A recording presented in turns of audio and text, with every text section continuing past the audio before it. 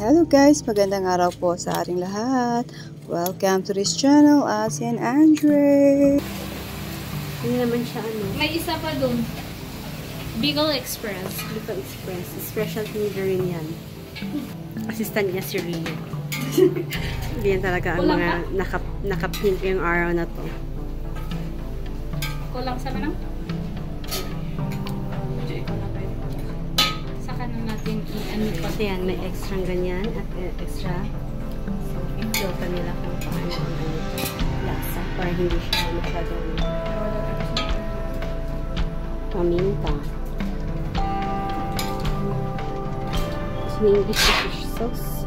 Alamang fish sauce and Shrimp paste. Shrimp paste.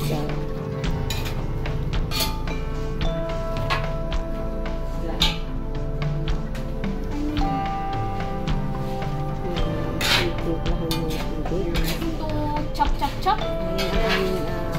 How much do you want? At kulang ako, according kay chef, kulang ang sili. So, Do you need want ng how much? all of that. Tingnan niyo, ganyan talaga ang assistant. O, tingnan niyo. Mabilis din yan.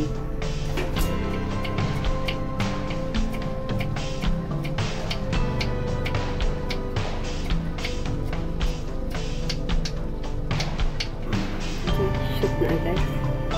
From there to there. O, diba? Yan. And then, Sipain yan. nagtagan ang sili kasi ano. So, yan. Bakit kulang pa yung gata? Mamena. Masarap yung madaming gata. Araw-araw nga. Dapat nga everyday may content tayong ganito eh. Kasi everyday namang Saturday, Sunday na lang ang pahinga. Tapos pag holiday, magluto tayo ng itlog. Ganun. Bakit itlog? Naku, pag Hindi ako ka kasi na sa estudyante days. Naku, hanggang ngayon, wala. Yun pa rin ang pinakamadali sa buhay. Itlog, noodles. Ay, tama. Noodles. Binabawal ko ngayong noodles pero hindi ko pa rin talaga makaget away sa noodles. Itlog. Talagang 100% araw-araw yan. Pwede.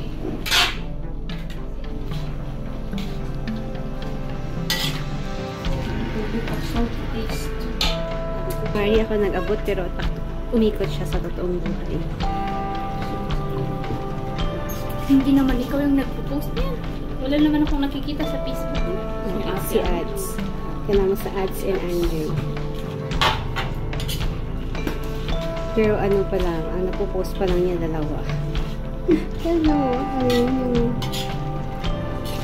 Facebook, YouTube. YouTube. Ay, sorry.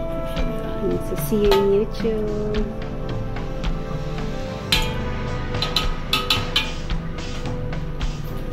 Leave to boil hanggang magiging creamy daw siya. And then, balikan natin after 5 minutes. Hintayin natin yung ating nagbo-boil na food. Check ulit natin ang ma-traffic na buhay dito sa Trinity. So, see? Ganyan talaga siya ka-traffic. Nung Friday pa yan, hindi ko alam kung ano ang dahilan. Ganyan talaga siya. Super. Na-traffic. Na-traffic ka ba? So, dahil ganyan talaga. Pa-view kayo lang dito sa amin. This is the Valley of Trinity. Dito flag ng Pilipinas. Yan, nagusto ng anakis ko. So, let's go back to our food. So, ayan. Actually, na siya.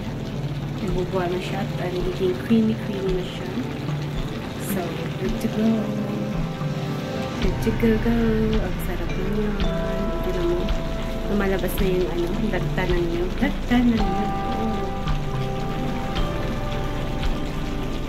So, okay na to. Good to go na siya. Kakain na kami kasi wala pang lunch pero gutom na eh. Anong magagawa natin? Do we need to wait for 12 o'clock? Nakaluto na sila at gutom na kami. So,